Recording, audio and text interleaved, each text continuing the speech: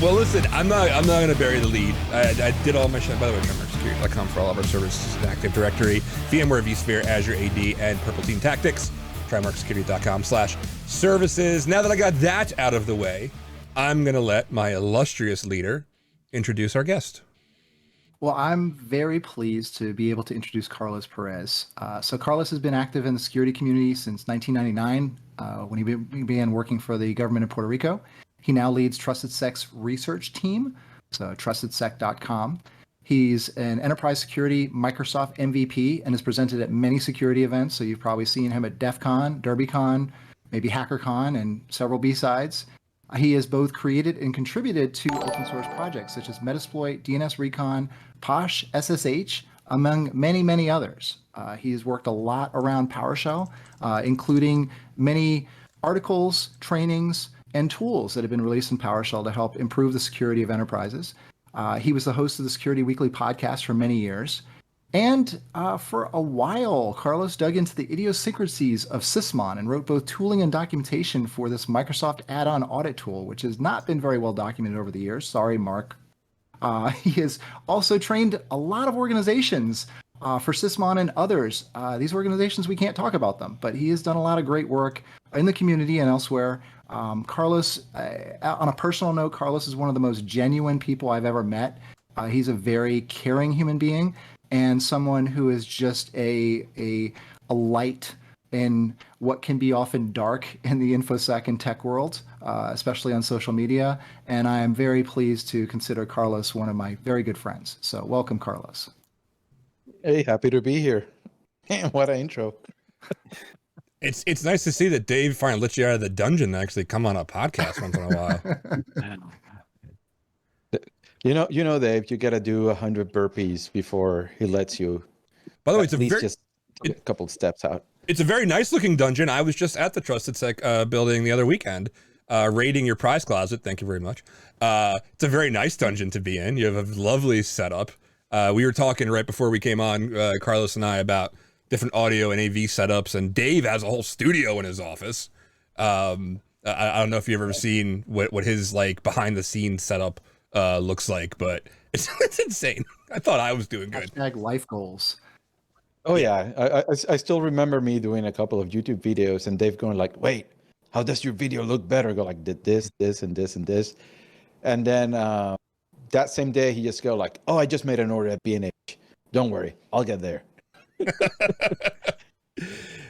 So welcome, Carlos. Like, just give us a little. So I came up listening to you on paul.com, right? Like back when I first started in security. And I've had the opportunity to hang out with Paul and hang out with Jeff Mann and hang out with all those guys. It's been a thrill of a lifetime to me every time I get to sit down and like have a cigar with Jeff or, have a drink with Paul. But you were part of that crew in my very early upbringing. One of my first gigs was a third shift SOC level tier 1 in Philly. I would take the train from where I lived here in PA into Philly, and paul.com was what I listened to. So much so that until very recently, that I'm not willing to admit, I thought Huawei was just a malware company. Because every single thing you guys ever talked about was this is backdoored, this is shady, and it always had that name. And then one day I'm like, oh, they're supposed to be a legitimate company. So you were part of my education for my early career, and I wanted to be able to tell you that, like, huge fan of yours. Awesome. In fact, I think I'm joining them again by the end of June. I'm going to be in one of their episodes again. And they actually asked me if I would be willing to rejoin the podcast, and I told them I was. So who knows? Probably I'll be rejoining. By the way, I have just a disclaimer. I have a message here from one David Kennedy. He heard you were going to be on and was very concerned that you were going to be inappropriate. So he had me make sure I'm recording locally and to the cloud, and he wants to see it afterwards. So it's not my rules, it's his. He was just like, you have Carlos on, right? Okay, well, I need you to, so just so you know. That's what happens when you're a Marine Corps instructor. So I've been an instructor for the Mar 4 cyber guys now for a couple of years. for their CPTs and some of their other teams. I've actually taught their trainers at 29. And yeah, when you teach Marines, you got to use their language. Yep. Outside of raw and the different inflections of raw, when you talk with them, like, how was your day? Raw, raw, raw, raw. But yeah, there's a lot of funny stories about me making Dave blush in trainings at Black Hat when he lets me go and be in front of students. Oh, he also wanted me to tell you it's perfectly okay to publish the Scoutmaster source code, like on this show. No. You could just go right. He said he listened to your requests and he thought about it, and you can just go ahead and publish that to the public. Now Dave wants the entire red team to go after me and try to do to plan a hit. No. That's our internal exclusive framework. That's our internal framework that my team works at. I have the privilege of having 2 ex-agency guys and 1 defense contractor. All 3 of them, their jobs was developing implants and developing frameworks. So we developed an internal one that is very, very, very, very capable.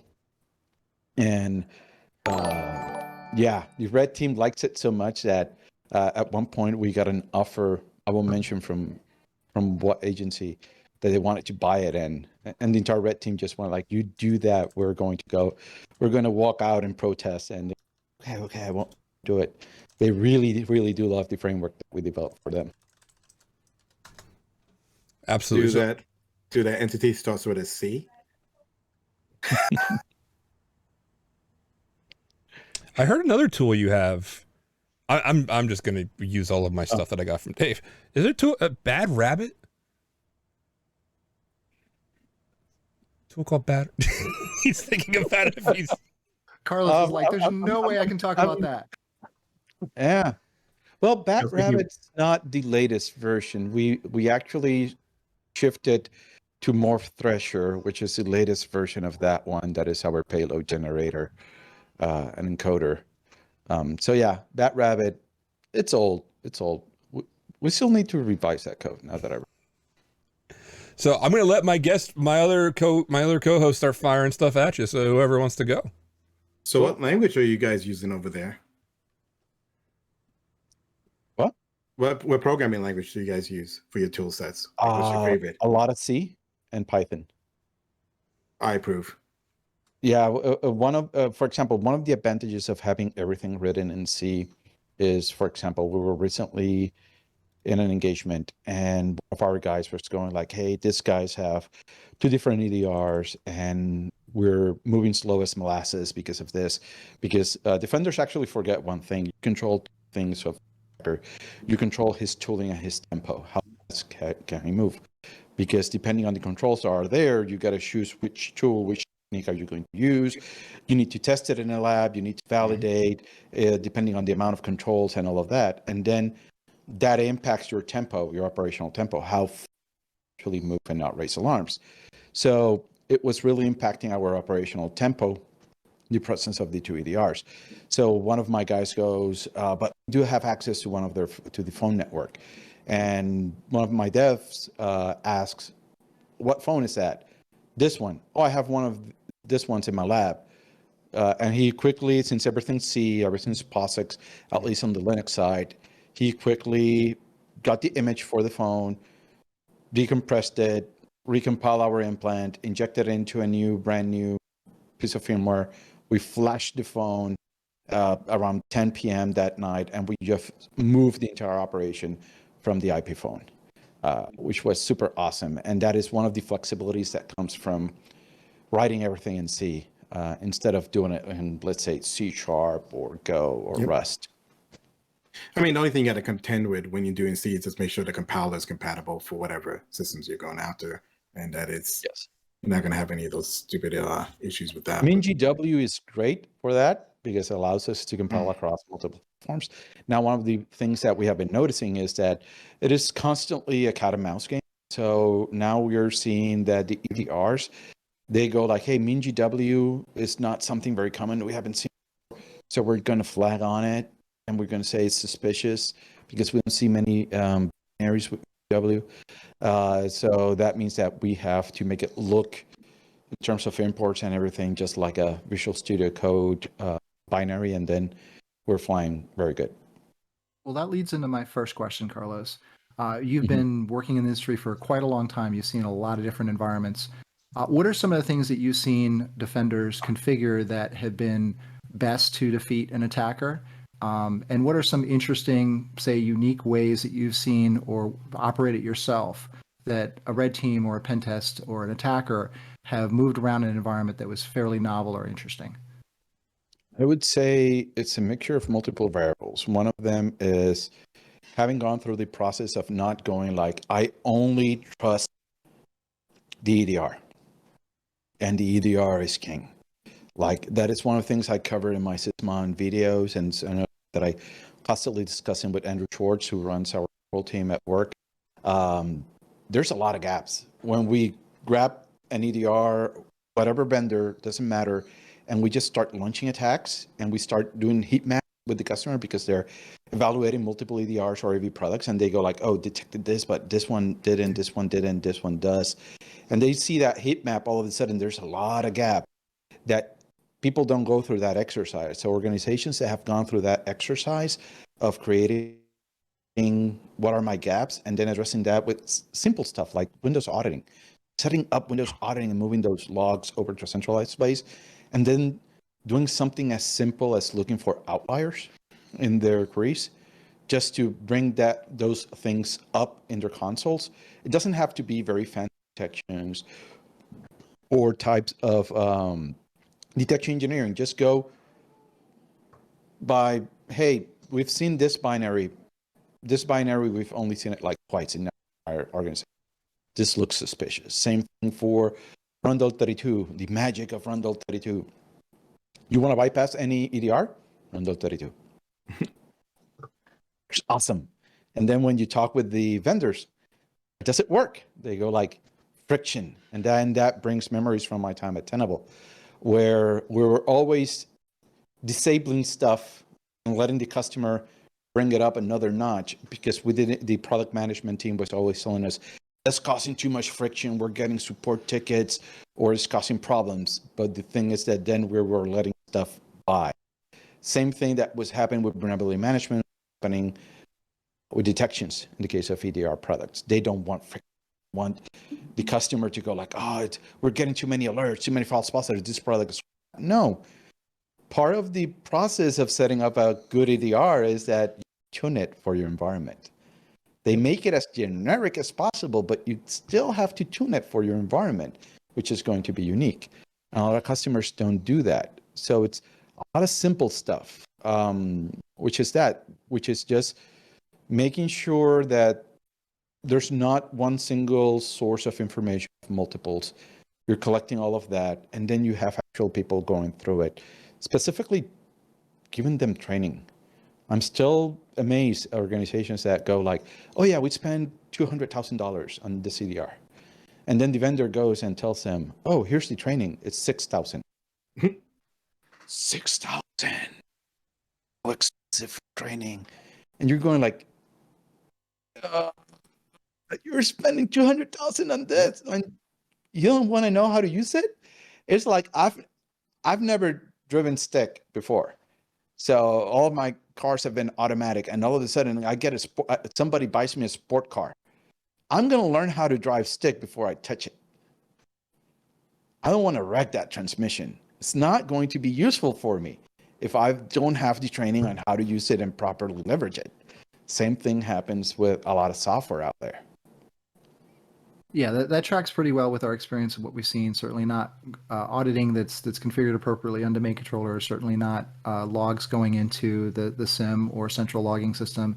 Maybe they have 20 domain controllers, but 18 of them are sending their logs, and there's 2 that aren't. So we've definitely seen that as well. So the second part of my question is, you've, again, been in a lot of different environments, worked at a bunch of different places. Tell us a little bit about an environment that was pretty well secured, pretty well managed, and you or your team had to figure out a way to move around in it undetected and be able to attain your goal, whatever that might have been, compromising AD or whatever. There's one that quickly comes to mind. They really have a very good detection base on Windows, which is a good and bad for because then they forget about devices and they forget Linux. But they were solid on Windows. Like employees, if they wanted to have access to the internet, would come in with their smart card, put it in, VDI system. The VDI system, the only connection. As soon as you pull out that smart card, the VDI image gets destroyed.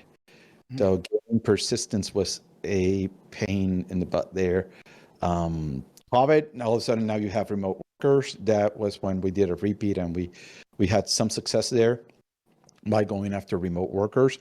But typically it was at night until they VPN in, and then we lost all access to the network, no beaconing, no nothing. But I still do remember that one of the that the guys did was abusing the MDM of them. We then provisioned a phone on our side, and we configured the phone to provide us access to the environment. And he hacked the environment from the phone. We gained access to networking devices because we knew that there was no EDR, no monitoring from those.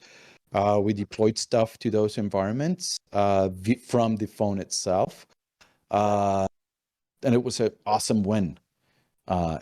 Because that is something that we are seeing that state actors have been doing now for a long time, but in our industry, you don't see a lot of red teams do it, and that is to move to networking devices. In that case, we went after the F5, and then we put our payloads and shells inside of the F5 and ran them from there.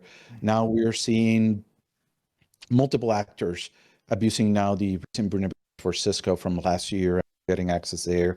They're running Python payloads, Tickle payloads that are able to provide them access to the device itself. We're seeing them move against F5 devices. We were seeing them go after ESXi and have custom payloads compiled for those in C that they're able to then abuse. And when you look at many environments and you look like, where's your coverage? They go like, but I have AV everywhere, but not on your not on your Cisco kit, not on your F5, not on your IP cameras, not on your phones. It's like from time to time, my guys will shadow pen testers or shadow red team, so we can then better tailor the tools that we code for them. And I remember one of my guys went on a pen test, and they were like, "Oh, we're having issues." And my guy went, "Oh, but have you gone to the IP cameras?" No, and he quickly shifted to the IP. Did SOX proxy from there, started doing everything from the IP camera, and they were like, "You can do that?" And go like, "Yeah, they're still a valid target. They're still a device." And people forget that they run Linux.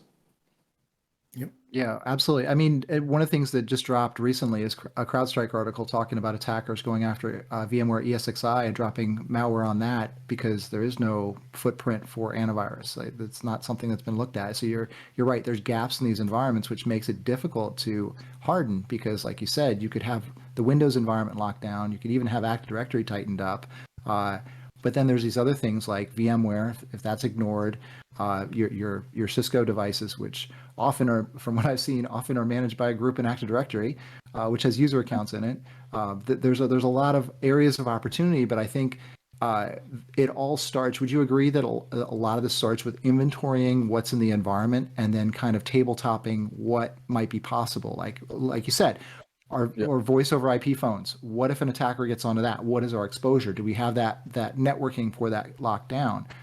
Is that what you're seeing? Is that basically what your perspective is? And I'm Ian's faculty and on the area of vulnerability management. And one of the things that I quickly discussed with a lot of customers, and a lot of them are missing, is that inventory part. And not only the inventory, because many do have ServiceNow and stuff like that, and they have good inventory. So we're going from low level to what I call semi-mid level. And then I go like, have you group your assets per business purpose or role? And they go like, no. So you don't know in what business process, what assets fit into those. No. Okay, you should do that. That includes server, networking devices or devices adjacent to it that provide communication, routers, switches, and users and their computers. And they go like, no, users, we keep them separate. And I'm going like, you know that when they get into those assets, they're going to get through the computer and the user. Also, that same practice that you're doing for hardening and for finding vulnerabilities and deciding what to patch first, what you're going to patch later. So you're trying to get an idea on priority, because that's very important, because let's face it, a lot of people have a lot of assets. They don't have all the time. They need to prioritize and then start tackling stuff by priority. It's the same thing you're going to do if you get a ransomware attack. You need to bring the business up. You need to know what is your business processes and what assets are tied to the business processes. Which user should get his account restored first, get a machine first, before we start bringing up the business itself, which then you use for threat hunting also. Yeah, I mean, that's one of the biggest things, right? Most IT people, they don't even, well, I mean, I don't want to like just kind of blame a lot of IT folks. A lot of them are just understaffed. I mean, you got the business side going, oh, we only need 2 people or 3 people. Oh, let's blame them. Come on. Well, I mean, let's put things let's look at things fairly now, right? Because so many times I went to companies and we asked them, like, how big is your security staff? Oh, we got 2 sysadmins or 3 sysadmins. I'm like, well, sysadmin is not really security, right? They're maintenance and billing. Who do you have that is your expert in like security and best practices and training and doing all the stuff that an organization that's, I would say, probably had like a couple of hundred to maybe 1,000 people is there to support? Like, oh, we don't really have that. We just kind of do our surveys, our videos that we get from HR and all that other stuff. I'm like, yeah, but that's different. You need someone going there, checking the systems, doing their daily studies on understanding what is the best practice, how we should isolate our networks or engineer our networks to then work with the SAs to actually implement them. The SAs are not going to know like even how to properly isolate things or how to get the latest and greatest firmware patching systems up there and all that fun stuff. That's where you need the security, but companies go, well, we don't have the budget. Like $100 million company or $1 billion company. How do you not have the budget to hire 2 people to come in and at least do that extra, security level? And it surprises me. I would say it varies per environment. I think it's more mature and technical. The way I see it is, as an industry, you already know what are all of the best practices. We already know them. They're written everywhere. They get repeated ad nauseam in conferences and papers and stuff like that. It's the same thing as with a diet. We know we need to calories in, calories out. We need to control the amount of calories that we consume. We need to control how much exercise we do, blah, blah, to lose weight. And still, a lot of us are fat. Same thing is with a business.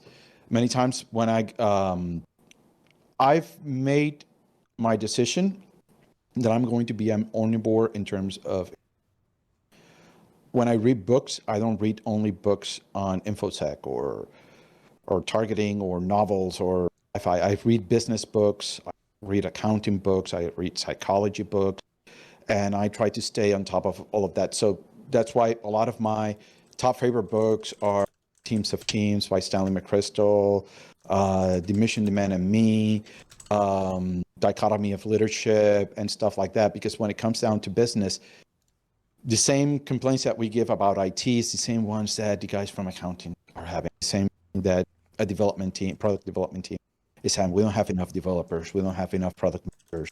Same thing that marketing complaints. And it's hard because when, in my case, that I've been director and manager, when I look at my table of costs, like this is how much each different unit is costing in payroll. This is how much each business unit is costing in recurring costs in terms of tooling and other parts.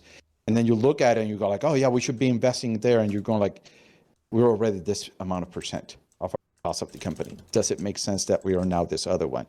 Now, then you start shifting. If there's gaps there or there's fat that you can trim, you trim it. If there's space where you can grow, then you start going on the political side.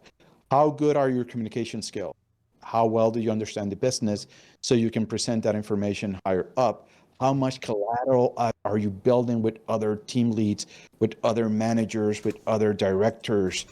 So when it comes time that you try to propose something, you can cash in that collateral. And that is people skills. That's leadership skills. Those are not technical skills. Now, when I talk with students and I'm talking about those skills, the way I see it as social engineering. See it as a technical challenge. You're going to learn how to hack the human brain.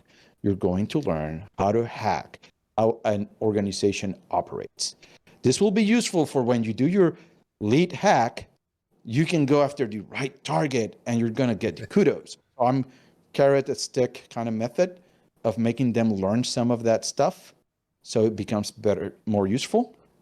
It's like we work in consulting. For us, becoming a trusted advisor is one of the top things because then we can upsell. And all of a sudden I said the word sell. A lot of consultants go like, ugh, selling. And go like, dude, your business is making money. You got to sell. You got to upsell. The best way you do that is that you provide the best service you can with the greatest value. That's why many times I debate with red teamers and pen testers that go like, oh no, my job's only to get a shell. Once I get a shell, I'm done. But you're not providing value to the customer. What is the value to the customer? That I got shell and show them they're insecure. You're like, no, that's not value. Value is like you're doing QA, you found a bug, but you don't want to tell them how you found the bug. Mm-hmm. You got to tell them what's the bug in the code, what's the bug, what is the bug in the organization, because now you got to make sure that they have steps to correct. And then if you become a trusted advisor, you know how they operate, what are their budgets, what are their future plans, and you know how to insert in there on places where you go like, you know what, I can provide value. I can help you be more secure. What we did in this red team that we found here, I see that you have budget for this on the other side. Or you may go like, you know what, we've done 2 red team engagements. They haven't gone well. Time for a purple team. Yeah, your team, the red team's not getting the billable hours, but your purple team is. But you're providing value to the customer. They're seeing you with another set of glasses. They're seeing you as somebody who's not trying to get something more out of them, but actually worried about how secure are they or how can they be better. So that's many times when I recommend books, I'm not recommending technical books. I'm recommending books that I know that have changed the way I think about stuff, like Stanley McChrystal, Team of Teams, how do you operate in a very dynamic environment, in very small teams, both in special operations and business. Like, that's why my guys shadow guys in the red team. That's why my guys shadow guys in IR. That's why they shadow guys in other of our practices, because all of a sudden now we can be in rapport between the teams. We know how to operate instead of going up and down, how to go across teams. We have better relationships, better understanding how they operate, and we're efficient there. And when we go to an organization, we're helping them secure their stuff, and we see friction between blue and red, between the SOC and their red team, or their SOC and their contractor. We know how to identify, how to reduce that friction, because we've gone through that. So we can provide better value, because like it or not, we still operate in fiefdoms like in the medieval ages in Japan, when one shogun's attacking another shogun. Same thing, we're seeing it in business when manager doesn't talk with another manager, or there's sabotage their operations. Same thing happened, but IT is one more inside of there. Inside of IT, you have security, which is one more. So we need to learn how to operate better in that space, is the way I see it. See it as another battle space that we. A lot of great stuff you said there, Carlos. A couple things I want to highlight. One, I heard shell is the beginning. So certainly providing value, and I think that's really one of the important keys here. Like, obviously, Trimark's a security company. We're in InfoSec. This is to a certain extent an InfoSec podcast, but we like to talk about a bunch of different things, and business plays into that. We've talked about this before on the show, and one of the things that I think that you said that's really important is that people hear upsell, they hear selling, and they go, oh, well, I don't want to sell because that selling implies that I'm trying to get someone to buy something that they don't want or they don't need. And I think a lot of times that's what selling, when someone says sales, that's what they hear. They think about the used car salesman, no offense to used car salesman. Oh no, they every think of offense to them. They're awful. Yes. Okay. You can offend them. We're fine. Maybe a mattress salesperson, something like that. They're very similar. If you've ever bought a car and bought a mattress, maybe not on the same day, but it's very, very similar. The techniques of selling there is very similar. You walk in because you want something, but basically they want to sell you on things that maybe you don't want or you don't need. What Carlos is talking about is very different. And with Trusted Sex approach, I've kind of mirrored the Dave Kennedy approach with Trimark from the perspective of we want to be a trusted advisor for our customers as well. Trusted Sec does a lot of pen testing and red teaming. Trimark does security assessments of Active Directory, Azure AD, and VMware. So we're complementary, which means we work very well together, and we've worked with the similar, actually the same customers.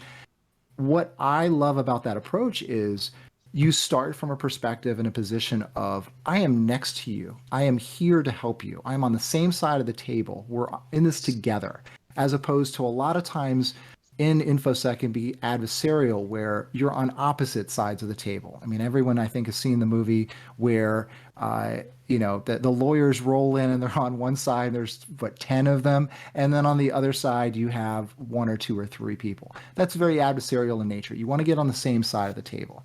And one of the things that I love that you mentioned, Carlos, is basically talking about the value. Identifying what the customer needs. And that's everyone's job as a consultant is to talk with the customer, to identify what their challenges. Carlos just said it. He said, we've done a couple of red team engagements here. That doesn't seem to be going as well for you. Maybe there's some things that we can help you fix. We have a purple team engagement that can help you with that. Certainly at Trimark, we work with a customer. We look at their AD environment. They have Azure AD also. Hey, you might want to look at Azure AD as well. Sure, that's a service that we offer. We'll get paid for it. We have folks that do the work on that. But really, we're providing value because they've never looked at their Azure AD environment or VMware. Like nobody looks at VMware. Based on a webcast we did earlier this week, Danny put up a poll, and it was like single-digit percentage, 7% of any out of environment. Yep. We had 80 participants in the thing, 64% participation from those 80, and of that, barely 7% by the time I hit end on that poll said they did have anything to do with assessments for VMware. Yeah. Oh, God. So it's to your point earlier, Carlos, like there's a lot of areas and gaps that people aren't looking at. And I think, as you said, understanding what the need of the organization is, which you should be doing as a consultant, regardless of what your role is. Whenever you're working with a customer as a consultant, it should be providing value to them. And I think that is a very powerful thing that you said. And I think it should be emphasized, Carlos. Thank you. Yeah. Can you guys talk a little more about so as a consultant, do you have to ask those leading questions, or like how do you just not look at the numbers and say, only like 4% of people are actually looking at VMware, so you kind of slap the hood of the car and you're like, this VMware puppy right here, that's what you need to look at, instead of just asking the questions or getting business units involved, or like how do you actually feel like the environment or get the right people in front of you to have a good understanding of that? So this is one of the things that there's a lot of debate on. I see it personally. I see it that it starts with the sales process. So once the customer comes to me, I need to start asking the right questions from the get-go. Understanding like, okay, you want this service? Awesome. What do you want? What are your pain points that this is addressing for you? Others go like, oh no, we're technical. We should not be involved in sales. And I debate them. Okay, that's... I try to, always trying to get into a middle ground, but on that one, I cannot. I'm going like, you got to be there from the get-go. As part of that sales process. You got to be there as stuff is happening, or the sales guy goes like, hey, we have an opportunity, let's say for a cloud assessment. And you go like, cool. Hey guys, so you want a cloud assessment. By the way, how do you feel about cloud? Because for example, cloud is one of those things that's thrown a wrench into multiple organizations, because Microsoft and Amazon and Google They love putting new features out. They love changing that freaking UI. And they drive people nuts because many people are not A-type personalities. They're not always learning. They're not always in the latest YouTube channel or the latest blog, reading about all of the different changes, and not everybody home lab for testing. Some of us have 3 kids and other responsibilities. We don't have that time. We can only carve just such amount of time to learning. So cloud being so dynamic and so changing also causes a lot of stress on environments. So when somebody comes for a cloud assessment and they go like, hey, Carlos, we need the research team involved in this. One of the things I go like, hey, can I go with the sales guy on the initial call for validation of the opportunity? Awesome, let me be there. So why do you want this assessment? Pain point. How do, in fact, if I can have the rapport, I may ask how they feel. If we have that level of trust, if it is a repeat customer that we've been several times, or when as I'm doing the engagement and we're talking before the meeting or talking in a break, I start asking more questions. It's like social engineering. We learn with social engineering, like reading the book, getting friends and influencing people, and you start learning how to ask the right questions, how to report, stuff like that. You use it there, like you try to identify. That is stuff that you may also use as you're doing your engagement if you're all of a sudden doing a physical. Same information that you may use if you're doing a phishing. You're gathering that information from a sales point of view, but at the same time, you may also identify the opportunity to upsell for stuff that they may need. And at the same time, you may find areas where you go like, we can redefine this assessment, but I know that for compliance reasons, you need to have your checkbox, but in the SOW, we can add this to help you there. And many customers go like, oh, you're willing to do that for me? You're not sending me a cookie cutter template and you're just switching the field customer name for my name, and you're asking questions and you're willing to customize the service for me? That's awesome. And that's how you do it. That's the way I see it, but it's one of the areas that also I have debate with other people on. I get because that's No, I was gonna say I get so angry, Carlos. So in all of my years in security, which now equals 10 plus, I've always been in some kind of situation where I was customer facing, and I would beg. And threat hunting was my thing behind keyboard technical. I would beg salespeople, like, use me, right? Like, you have some kind of scoping, you have a POC, whatever. I know you don't know, like, and these are people that didn't have like a sales engineer, right? Which kind of fills that gap. They just going on their own. And I said, listen, I am actually the subject matter expert on this thing. Please use me. And they were like, go out of their way to not. You had talked like earlier about getting to understand the business. We talked about that at length quite a few times on this show. Of like, I understand that I want to help. Like, it facilitates my job and makes it easier if you let me be on those conversations and help you out. Like, I'm sorry that like you hit a particular nerve of mine of like, I like it. Let me talk to them because I'm gonna end up supporting them. Like, I was a TAM for 2.5 years, and direct, if they had a problem, they email me direct. I can't help them if you're boxing me out and don't want my help. Like, I'm sorry, you're a threat hunting expert? Cool, then no, you're not. You're a sales guy or a salesperson. Sorry. A perfect example. Let's say that you're going after a record company, and this is we've done engagement against multiple, so I'm not singling out one single customer here. But if you're going after a record company and you start talking with them right before the meeting, everybody will complain about lawyers. Everybody. Because they need to negotiate contracts with the start. They need to negotiate payments with them. They need to, every time a new record comes out, there's a new negotiation. Every time they go to a new streaming service, there's negotiation. And you're talking with them and they're asking for a red team engagement, open one. All of a sudden, I gain information that we're going after the lawyers. We're not going after DA, we're going after the lawyers first. That's my main target. And then when you get in, you start getting all of the documents, all of those contract recordings that they keep. Lawyers skip a bunch of stuff, which is surprising. And then when you do the report, here's the value. Why? Because we understand your business.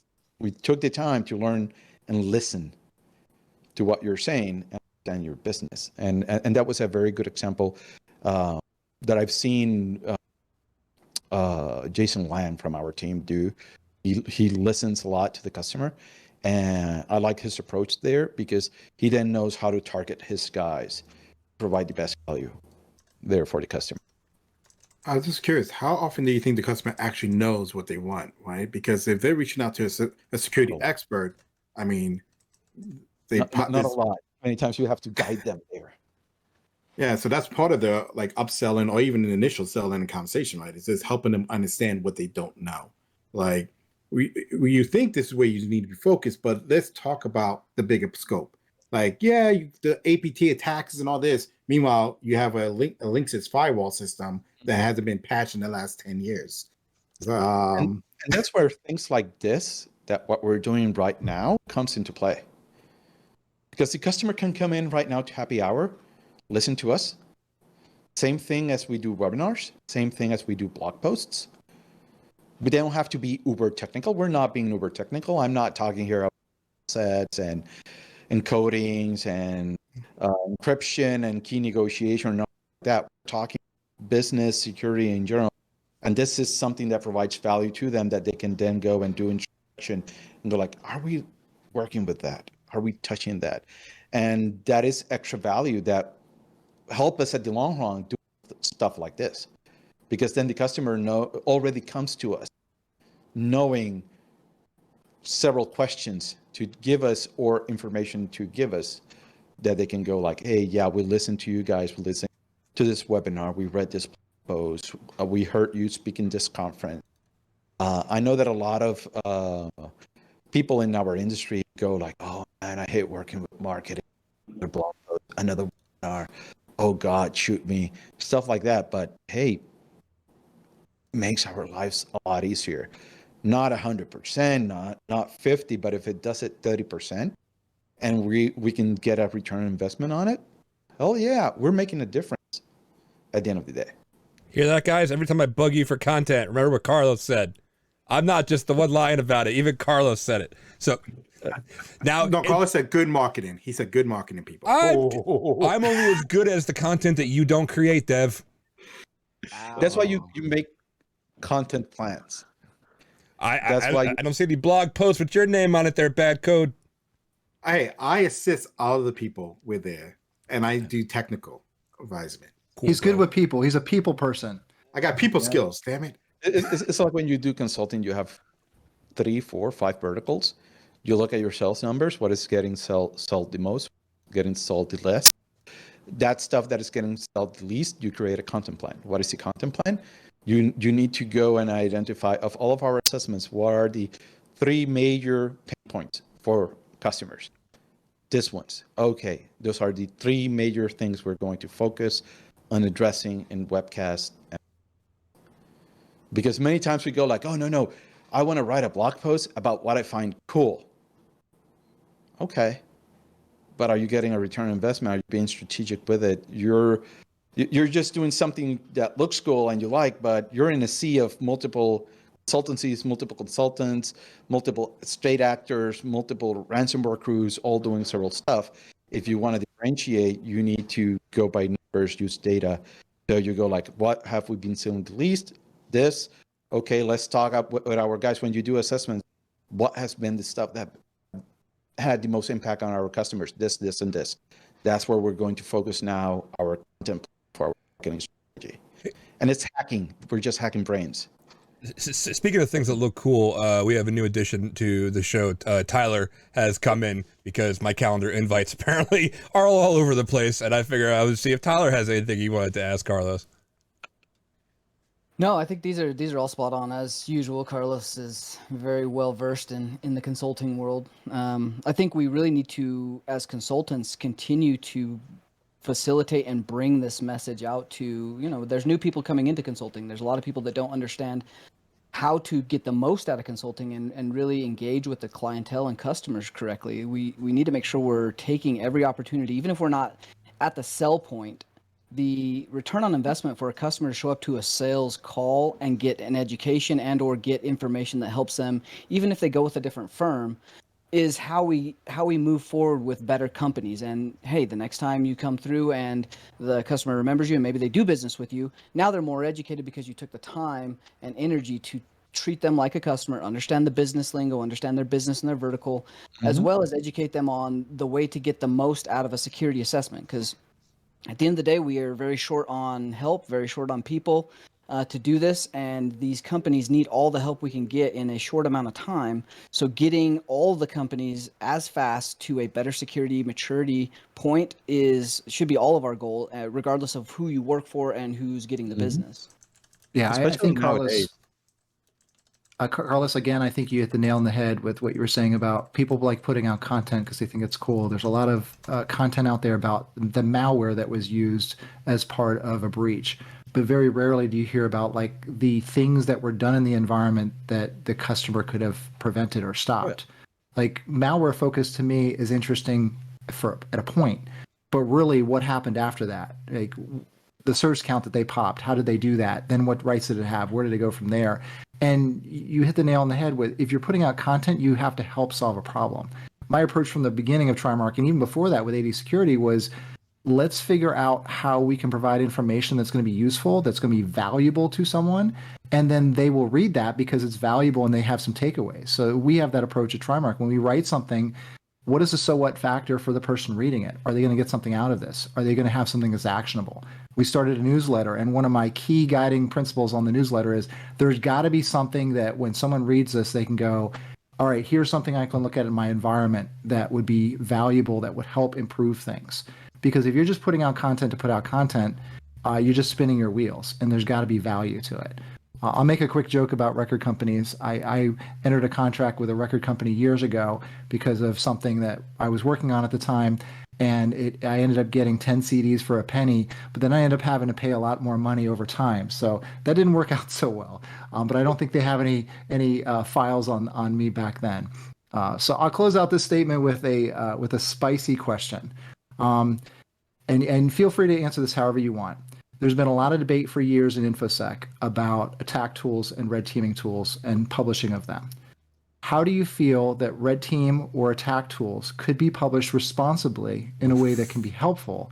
And should there be, or do you feel like there could be limitations on something like the one-click compromise tools that have been released over the years? And again, feel free to answer this however you want to. But given that you've been in the industry for a very long time, you've seen a lot, I value your opinion and take on this. Spicy is an understatement, bro. That's like the nuclear question. I mean, go ahead, Carlos, but spicy is an understatement. All of a sudden, I'm getting chats here. Mattermost going like, "Yeah, Carlos, answer that one." Yeah, because that's been even an internal debate that have gone heated sometimes on those. I have my own view because I've been doing this over 20 years, and I've done a lot of IRs, and I've helped our IR team also, and it pains me when I see my tool used. One of the big ones was a hospital. I was seeing ambulances being turned away because somebody used my tools to destroy that hospital, and that kind of like did a tug in my heart there. Many times, if we're honest, if we're 100%, many practitioners release tools not to make better. It's ego. Look what I'm doing. They're peacocking is how I call it. They're going like, look at this, how many follows, how many likes, look at what I did. If we're completely honest and we stop the BS, they've told me not to use that word, so I'm working my brain not to use them. So there's a lot of peacocking, not always, but many times. That I would say 6 out of 10, it is that they're peacocking. They're going like, oh yeah, look at me, look at what I release. Then you see others that go like, hey guys, I'm putting this out as a proof of concept, not very well weaponized, and I'm showing these are the techniques. I'm including IOCs. I'm including how the technique worked. and I'm doing it because I'm seeing it being abused. Awesome. You see that and you're going like, that's the way to do it. Then you see others that just simply put a tag that says for educational purposes only, which is total BS. Oh, that makes it all safe. Yeah, Hey, that makes it all set. it's educational. Like I was talking with Sean. I used to be a technical instructor back in the day, and I would not put a box of AK-47s out on the street, and I'm doing it just to show how easy it is to kind of abuse stuff. Here's the weapon to do it. Same thing, I would not do it with 0 days or exploits without providing another content, because many people go like, oh, we provide this, but that is for the blue team to help build defenses. And we're like, no, like you're a consultant. How many of your customers actually have a blue team? Not many. Or a How security many of- team, even. Yeah, how many are in Twitter watching everything that gets dropped and works on it? It's not the Microsoft threat intel team where you have Nick Carr and you have Jessica Payne and the other guys constantly being there on Twitter and distributing stuff to their guys. And even them, they get overflooded with that. A lot of organizations don't have the budget, the time, or the resources or skill levels to do it. So when it comes to releasing tools, I'm careful with what tools we release. Has it been out there and we're just providing a way that we've seen people actually abuse? Awesome. Are we educating with it and discussing the technique and the details and how it works and why people should be careful with stuff like that? Awesome. Are we providing if we found a vulnerability and we're putting out a POC 40 day, weaponized completely to get shelled? Not up. And that's my point of view. It is one that has gotten me into both external and internal arguments and debates, if I'm completely honest. But that's my point of view. Right now, at my age, at my level of experience, what I see out there, I've seen the damage that stuff that I put out there can do. And that has created certain biases, how I see this. Before I was like, oh, no, just put the tool. It's not my responsibility. Others should do it. I got to admit it. That's when I was at the Metasploit team. That's how I saw it. Like, I'm putting out there and people are going to write their own rules and they're going to use it. No, they didn't. A lot of Papa Man chops got clobbered with my code. We even have somebody here at Trimark, Jared Haight, ran, what was it called? Fusion? Faction. It was a great tool, and he stopped. He took it down. He stopped it. He was like, he didn't like what the people that were getting their hands on it. So yeah, very very spicy thing to talk about. But that's like, we have that in our own backyard. Jared was like, no, he was very proud. When I met Jared years ago, he was still developing it, and we talked about it at length, and he was very proud of it. And then it took a turn, and he didn't want that, right? He didn't want a hospital to have to deal with that. He didn't want a nonprofit to have to deal with that. They can't afford the Mandiants of the world. You know how I met Jared? Jared was at a conference doing a presentation on PowerShell, and he was showing some code, and he says, it's not my problem, it's the blue team's problem. And then Matt Graberly, Holmes, myself, and some others pinged him, and we're like, dude, no, that's wrong. That's how we actually met Jared.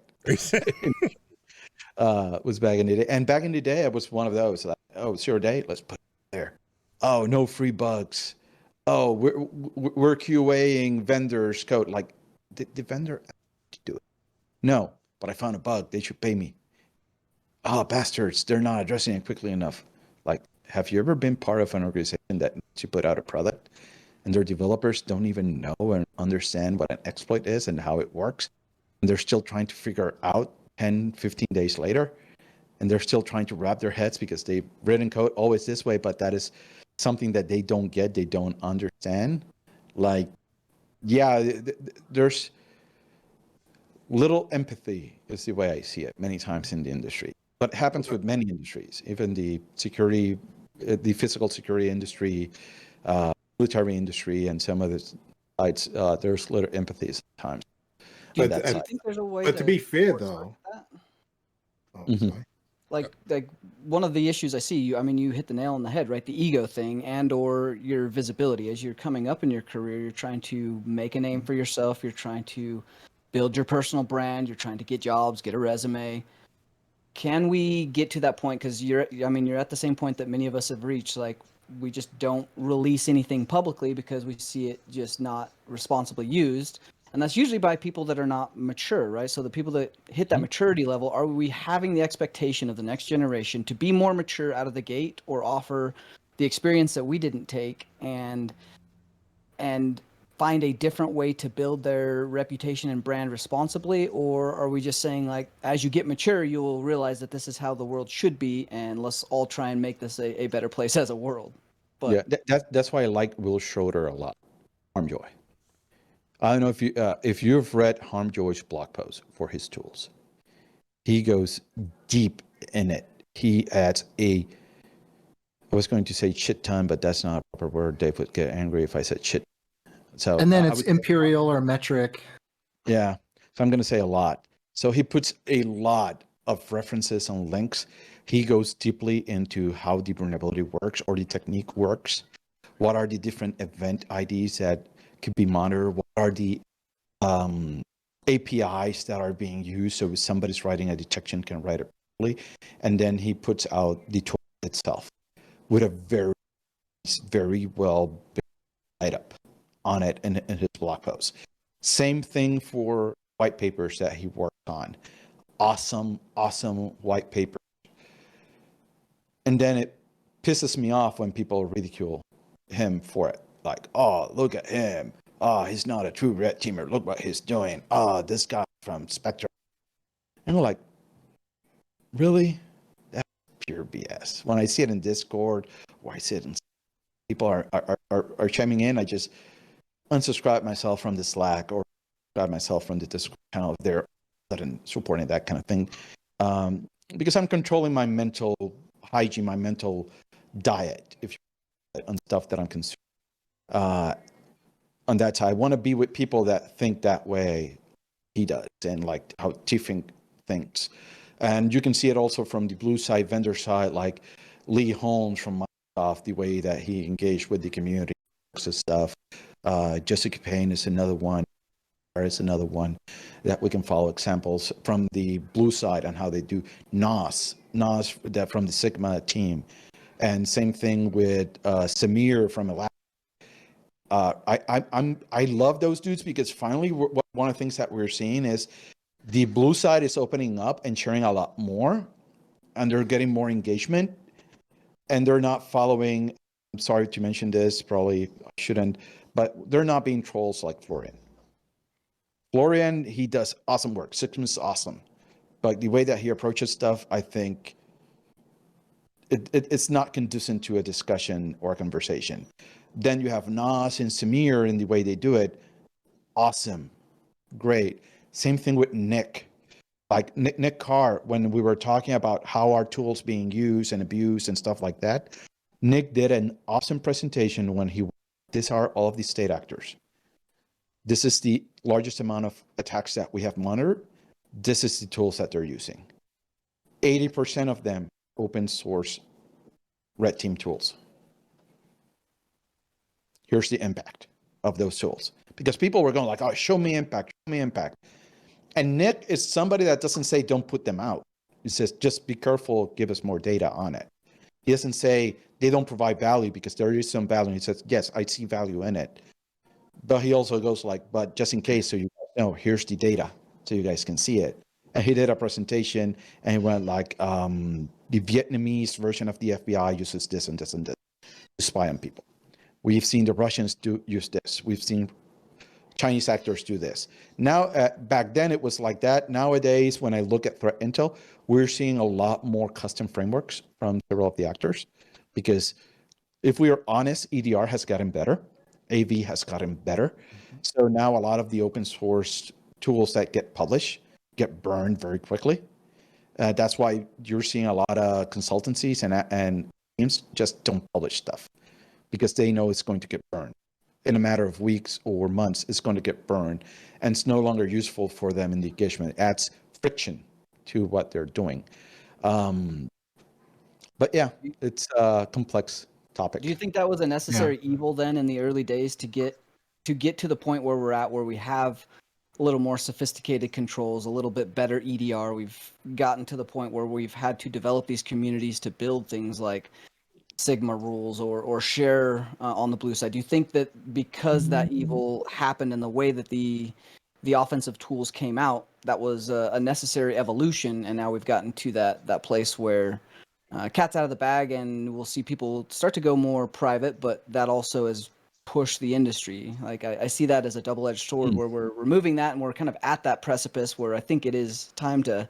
I mean, many of the working groups and the people that do the very pointy end of the spear stuff don't ever release anything, because that can influence an operation or ongoing stuff that has people's lives at risk. So making this a thing for consultants, I don't think changes that. We've gotten our initial goal of making EDR better, and that continuous betterment like that, I think, can be a different discussion and done differently now. But is that evolution something we had to do, and now can we move forward without doing it? That's a very good question. I think it is not the main driver, but one additional variable in the equation. Because at the same time, if we're not releasing techniques and we're not talking about TTPs or procedures that we're seeing out there and stuff like that, newcomers don't have a point of view of how to learn and where to start. Because it would be, if I try to be as objective as possible and take a step back and detach, it will look a bit like gatekeeping, me saying like, we're no longer releasing tools, we're no longer releasing techniques, TTPs out there and how we operate. Because all of a sudden now we have a brand new set of QA people that won't know how to QA the controls and stuff like that. But that's a trust. You build that trust, right? Like that's how the government. You build that trust. But compartmentalize working groups, trust. I think we can modify how we do it. We can improve upon it how we do it. There's always going to be a risk. There's always going to be a penalty to it. There's always going to be a shift.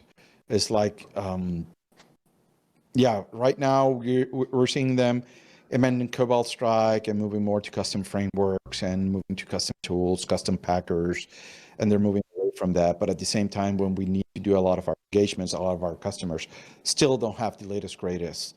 They don't have Sentinel-1, they don't have CrowdStrike, they don't have MDE.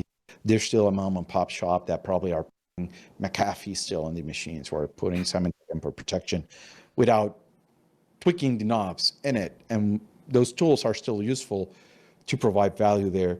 But I think we're reaching a point where we're evolving. I remember back in the day having the discussions with DigiNinja many years ago, where he ran a poll like, should pen testers know how to code? And 80%, 90% said no. I bet you that if you do it now, it will be totally inverse. 80% would say, yes, you need how to code. You need how to drive a POC and develop it. You need how to write your own implant. You need how to, at the very least, understand when you read the code, how it works, and write your own tools. And just like that, we have evolved as practitioner. It comes from what happened before. So it was a necessary evil, but now I think we can do it better. Like I mentioned with Will. Will provides very detailed information. So if we're doing it, let's do it that way, where we're providing very detailed information. Yeah, so what I'm hearing, if I can summarize, is that the conversation always needed to happen. The conversation still needs to happen, but there's details around that can help the conversation actually improve things, because red's going to sharpen blue, blue's going to sharpen red. Blue needs to have a conversation with red in the community, at the community level, in a public discourse sort of manner. The things that concern me are the tools that get dropped that are just run this Python script and it will completely own Active Directory. That I personally don't like seeing, because there's no control there. There's no knowledge that's gained. And I'm not talking about the automated red team tools, those frameworks that Red Canary and others have put out. I'm talking about other things like Death Star, where you just run it and it auto owns.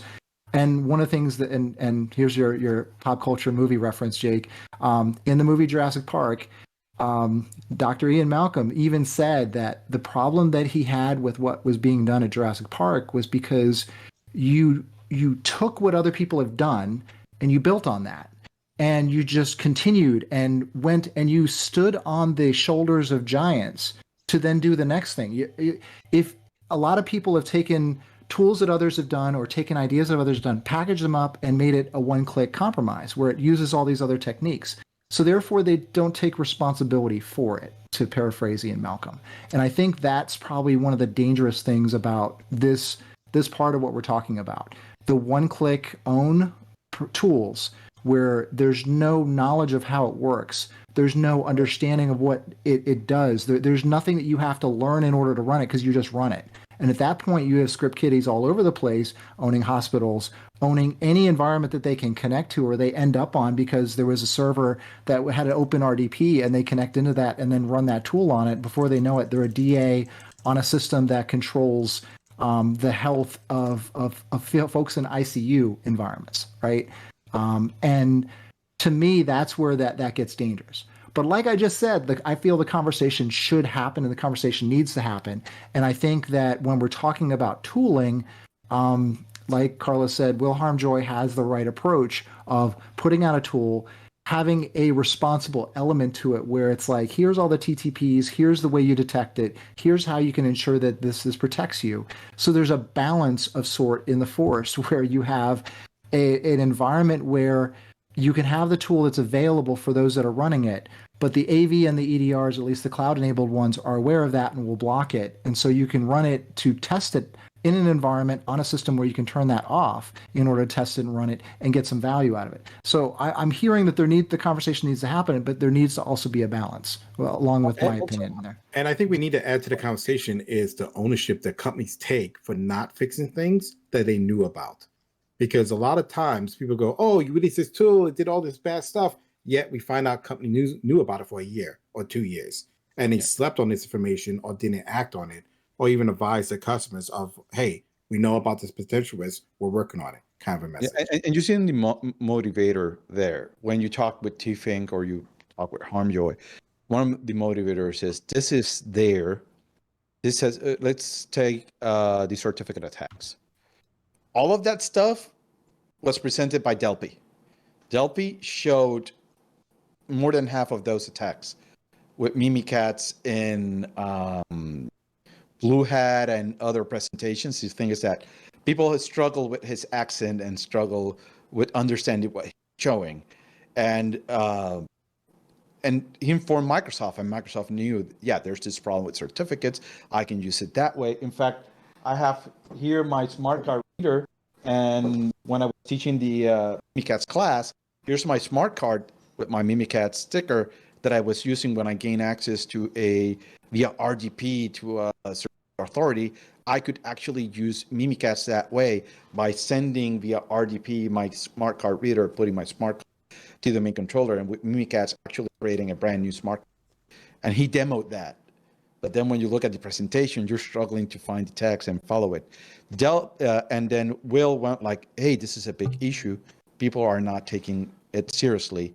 Let me take the time to write a full white paper of each and every attack technique with ample description, more than what you get in 1 hour presentation on how it happens. And you see it in that motivation. You see it in the work that they're putting, that they're not doing it for shit and giggles. They're doing it because this is something serious that may be getting abused and should get addressed. And it's that's educational. Yes. And that's where we see that kind of stuff. Carlos, we have kept you way past your time. And I hope you're not late for anything. Nope. Awesome. Okay. But we could talk to you for hours, man, but I want to be sure each of my esteemed colleagues gets their questions or their final thoughts out to you. Brandon, you've been one of the quieter ones today. You got anything you want to ask Carlos, or any final comments for him? I love you always tell me I'm the quiet one. I don't think Jake said a single word through the whole hour. Okay, well then fine. I'll go to Jake first then. You be quiet. I just wanted to say, rolling back to the, helping a customer find the thing that they actually need. Mm-hmm. Trusted Sec in my last gig was the first person that we talked to when we needed a pen test. Mm-hmm. Ryan Bernheimer came and did our sales meeting, and he's like, nope, you do not need a pen test. What you need is a gap assessment, like NIST, style gap assessment. Like, this is what you need. You are nowhere near where you need to be for a pen test. And then, like, we didn't end up going with Trusted Sec, but that was such just a friendly way to do things. And like, if I was still at that gig and we be ready for that pen test point, it would be Trusted Sec. It would be, I love Ryan. Ryan's a great guy. Yeah. So, How are you gonna have a story where the goal is like, oh, we didn't give you money, but you're cool anyway? Come on, man. He's never gonna Have you come not back met again. Jake? Hey, Have you not met Jake? we were honest. Imagine that we would have given you the pen test, and then you were like, damn, that bastard. He knew this wasn't what we needed, but he still took our money. I'm just Like, that would be worse. Yeah. Well, Jake hasn't talked the whole time, so I didn't get to take a swipe at him yet. Right. It's not a happy hour if you're not insulting me at least once. I don't feel like my And to week be is fair- complete. Yeah. And to be fair, I've done the exact same thing. I've been in a call with a customer, and for whatever reason, the budget or something else didn't work out for them to go with Trimark for looking at their Active Directory environment. And I said, look, I followed up with an email. I said, I get that this isn't going to work for you for a variety of reasons. It's probably budget. But I said, here are the things that you need to make sure that whoever you hire, that they cover as part of their Active Directory security checks. So I basically gave them the things to check against. And they ended up coming back to us later because they went and did something else, which wasn't what they were really looking for. And they ended up coming back to us. So I feel like, again, Carlos is absolutely right. If you keep the customer's needs and goals in mind, that is how you can win and build a partnership, a relationship, be that trusted advisor for the customer, because you will build that trust and relationship early on. And then you do great work for them, and then they're always going to want to come back to you and always continue working with you. And I think the folks like Carlos that work at Trusted Sec just emphasize that and underscore that. And Jake's point, like, sometimes what you need isn't exactly what you think you need, but talking to a true trusted advisor will guide you towards what you need and not just go, oh, yeah, well, give us money because that's what you said you wanted. Yeah, that's one of the things that we that I love when I came here is one of our things is like, hey, we'll say, hey, it's been X amount of time, right? Like, we gave you an assessment, we gave you 80 or whatever. We're not shilling, but like, traditionally you would want to look at this again. Now, do we hope that we go? Yes, absolutely. We hope that we can work together again because we love the relationship. However, we value like making sure that you're staying on top of it. And do you want another one? Maybe you should start thinking about this. And then, by the way, look at all our stuff that we have. Like, we have a newsletter and things like that. So we value that kind of community engagement and more knowledge transfer than anything else. Like, we're never going to be like, oh yeah, totally take this. That's why one of my favorite things, and I'm going to gush again about where I work, because when we do our phone calls with people, it's like 2 seconds of slides, right? To say who we are. Now tell us, what do you need? Like, what are you looking for? And we listen. And I've been on the other end of having to test vendors and things like that. And they're like, we have this thing, we should buy it. We have this thing, you should buy it. And they're beating you over the head with it rather than being like, what can we do for you? What is your operational issue that we can help you with, whether we ultimately end up being your solution or not? I'm sorry. And when I learned that was when I was, believe it or not, in the early 2000s with Jose Fernando Melendez. He was my manager when I was working at Hewlett Packard. And I remember my team of 5 people, our quota was $120 million that we had to sell across 32 countries in Latin America services. So we had 33 countries that we had to sell that many $1 million in services attached at Hewlett Packard. And he was telling me, you have to remember, if you chase the easy ones, next year's going to be better. But if we do stuff right now, business will come, we'll have repeats. And he had me go through a ton of training on project management, sales, public speaking, business analysis, a bunch of stuff. And I'm in depth to that guy for what he did. Me as a solution architect, building solutions and then helping them implement them. He taught me all of the business side and how to sell and how to gain that trust with the customer. Like if we do right by the customer, even though if we don't get the biggest sale because we're doing right and we're not taking advantage of them, they'll remember that we didn't take advantage of them next time. And we'll guarantee that next year we won't struggle so much to meet our quota we're trying to sell them.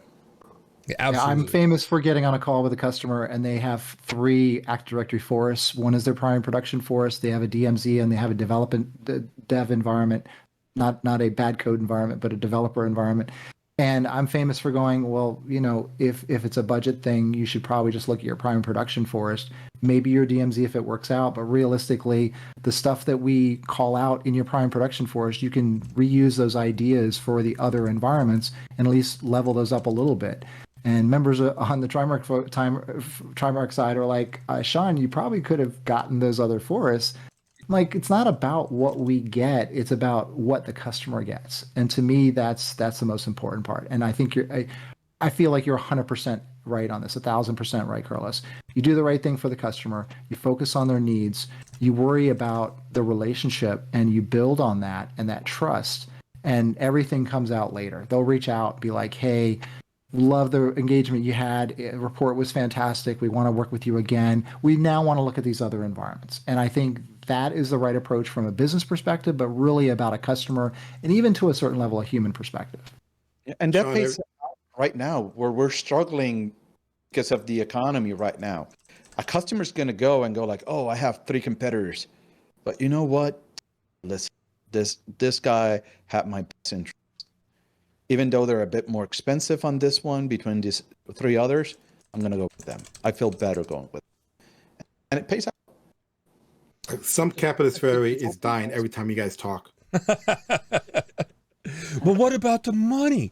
Brandon, some final thoughts. By the way, I solicited final thoughts 10 minutes ago. I love this show so much. This is one of my favorites. Our final thoughts are going to go until 5 o'clock. This is great. I know Jake took us back to like the earlier question, and everyone's like, "Yeah, we got more stuff to say."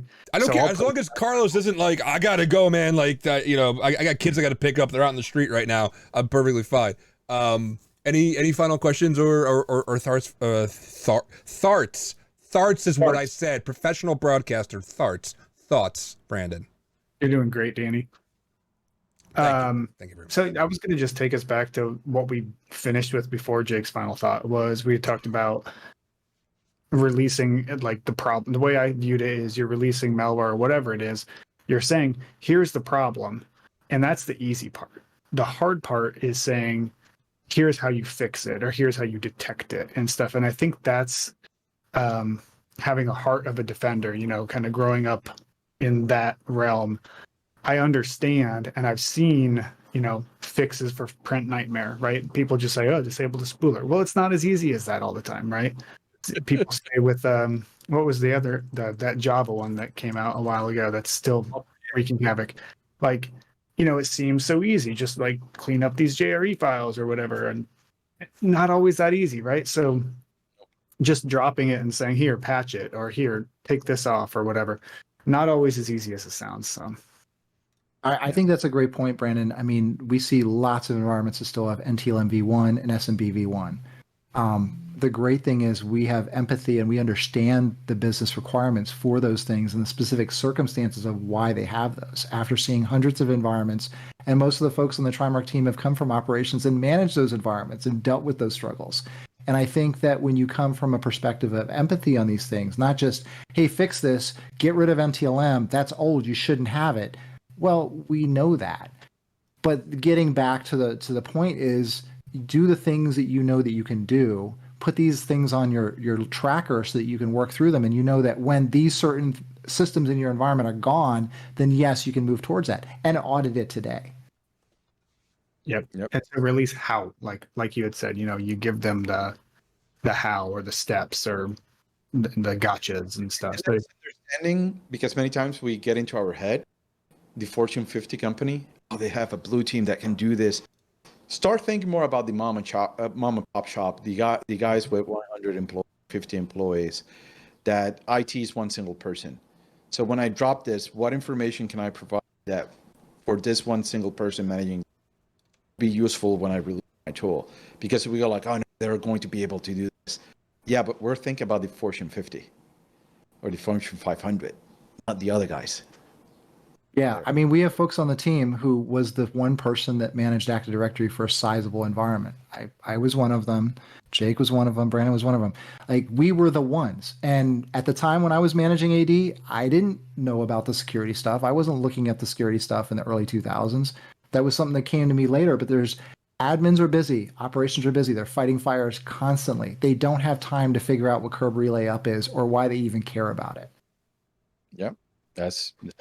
I'm still, since I work with our IR team, I'm still surprised how many we get into where process tracking is not enabled or logons are enabled. I can count them with my left hand, and I'm missing fingers in it. Wait, So, wait, yeah. what? Are you missing what?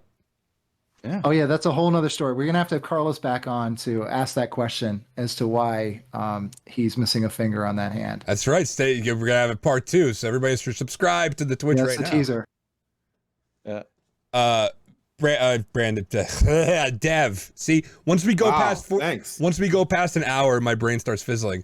I get to give my third final thought now. Thank you. Yeah, you're welcome. So my Dev. kind of thought is, Yes. we talked about people releasing code that can be bad and all that, and there's talks and even scenarios where people got arrested for releasing code or at least charged or something and fined.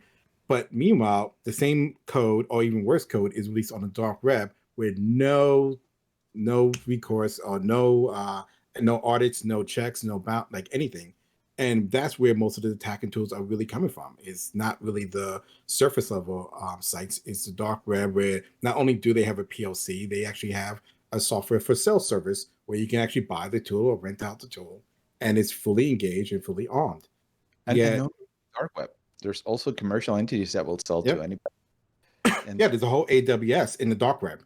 Well, not AWS, but AWS like companies on the dark web. in addition to those, there are also kit companies out of India, Israel, France, and some other places that create full frameworks, and they'll sell them to anybody that wants it, but they're legit pen testing tool.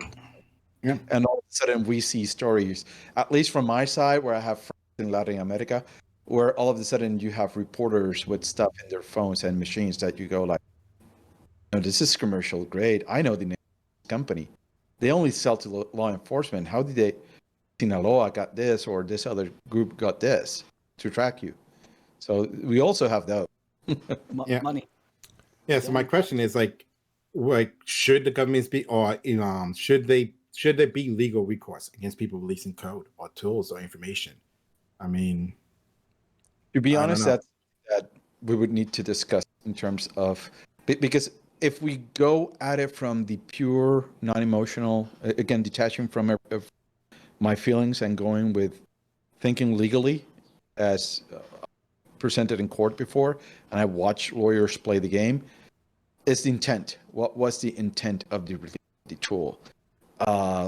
And do we want to do that because all of a sudden we're closing the door to a bunch of research and finding vulnerabilities on stuff that those are still going to be there if stuff doesn't get researched and found. And there has to be a balancing act. What is the correct balancing act? I don't know. The correct balance between that. Does it mean putting researchers in jail? I don't think good approach. Do we decide like, hey, if you do it this way, you may be liable? Probably. Yeah, that could have an impact. Like you put out a click once and you get full shell. And it's not a video demo, it's the complete tool set. And then when an AV vendor writes a tool, you write a bypass. Another EDR writes a signature for it, you write another bypass. Like when I see that cat and mouse game, or constantly rewriting the public tool and putting bypasses for it, then I'm going like, nah, then you're doing it for teaching. You just want people to use it and go like, you're awesome. You wrote this. You're such a good boy. Look how pretty you are. You're so Yeah. pretty. Again, it's the second time I'm going to segue to Tyler about being pretty. Tyler, any speaking of gorgeousness, closing thoughts, questions for Carlos? No, you're a good human, man.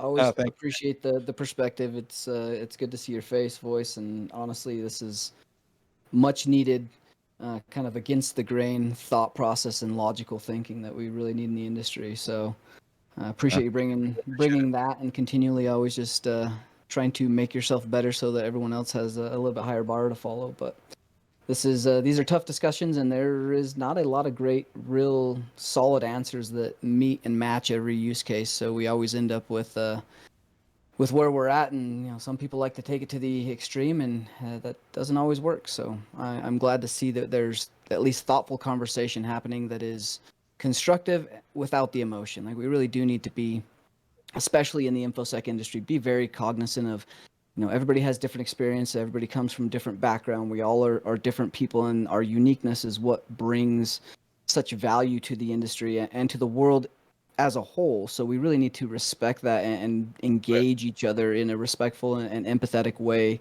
that is constructive without all of the emotion and negativity and just blatant rudeness. Like, we can make this world a better place, but it starts with each of us being good humans, and you're definitely a great exemplary example of that, buddy.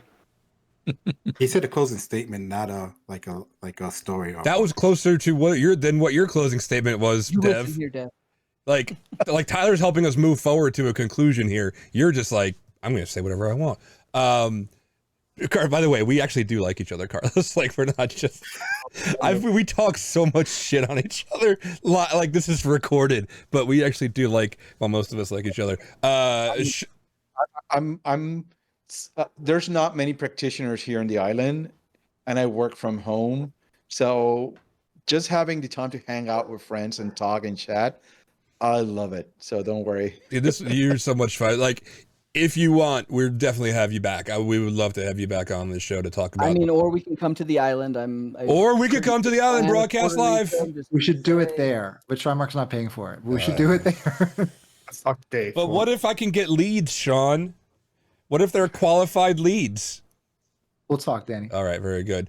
Speaking of which, Sean, Pyrotech Metcalf going to be at B-Side Springfield this weekend. Final thoughts, boss man?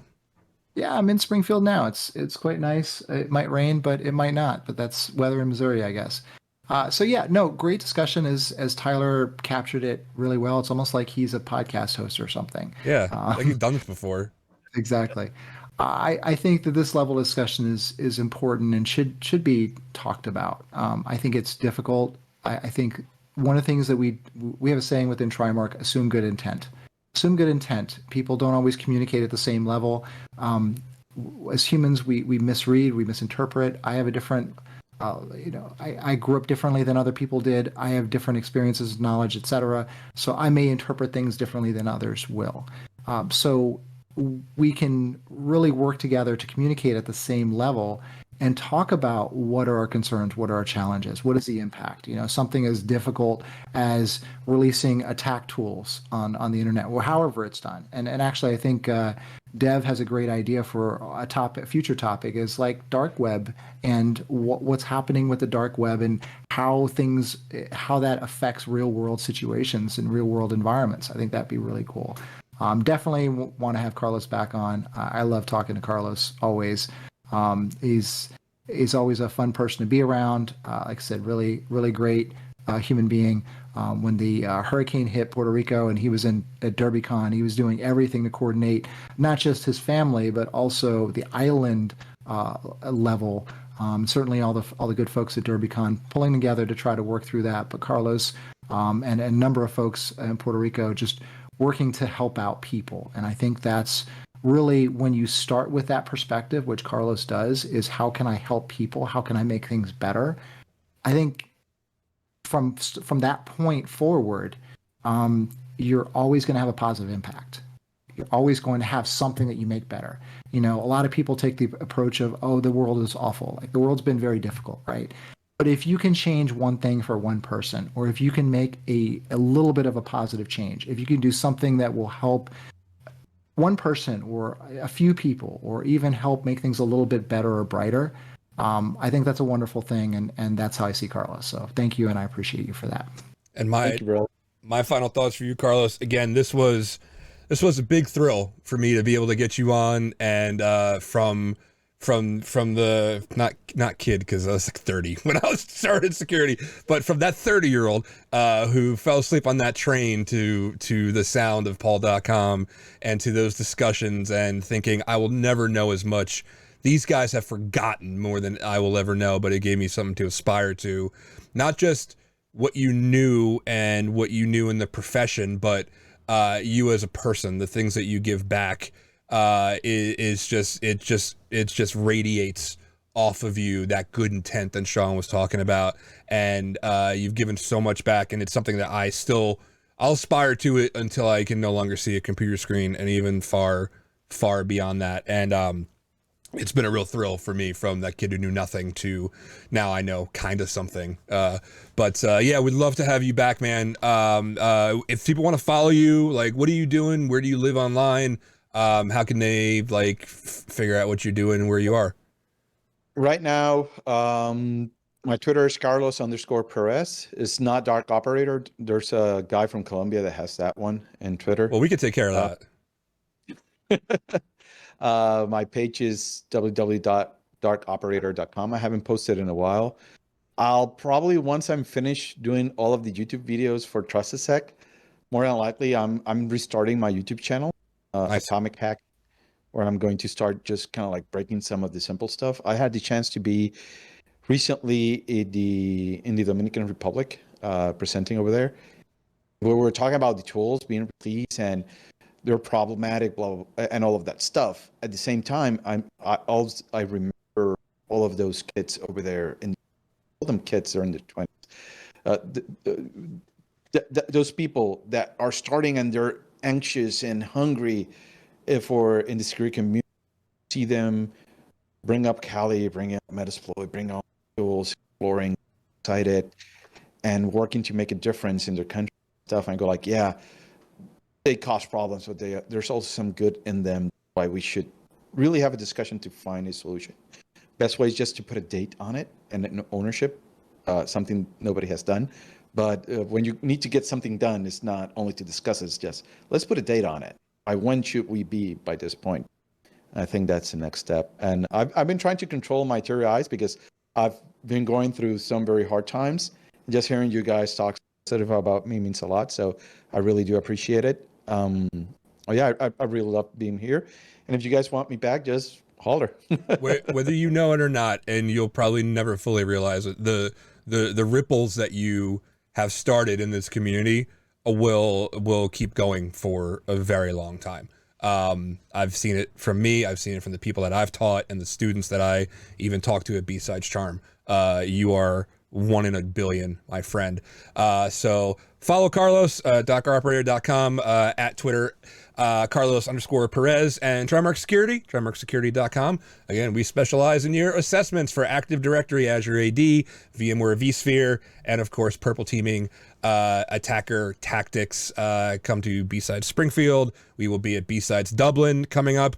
We have plans for, we'll be in Vegas for summer camp, and we will be in Chicago for Blue Team Con. We got all kinds of stuff going on. Hub.TrimarkSecurity.com for all of our posts and all the content that we just want to give back to you. We are here every Friday at 2 p.m. Eastern doing this same thing. We got a lot of really good guests coming up. Casey John Ellis is going to be on. Sub T will be here. And if you don't know them, you're going to want to be here because those are two of my favorite people in the whole entire world. So for myself, my co-host, and Mr. Carlos Perez, we will see all of you next week. And yeah, till then.